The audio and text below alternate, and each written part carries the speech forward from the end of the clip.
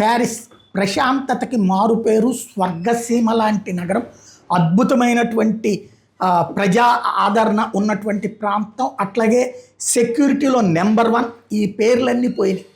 చొరబాటుదారులుగా వచ్చినటువంటి వాళ్ళని శరణార్థులుగా గుర్తించి నడి రోడ్ల మీద ఉండడానికి ఎప్పుడైతే అవకాశం ఇచ్చిందో ప్యారిస్ అనేటటువంటిది ఒకప్పటి భూతల స్వర్గం కాస్త ఇప్పుడు భూతాల నగరంగా మారుతుంది.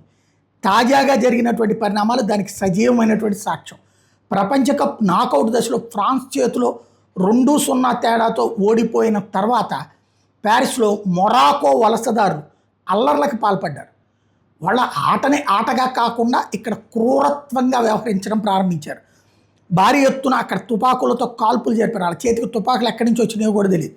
ఇప్పుడు యూరప్కి కానీ అమెరికాకి కానీ ఈ వలసదారులు పెను ప్రమాదంగా మారుతున్నారు క్రమంగా.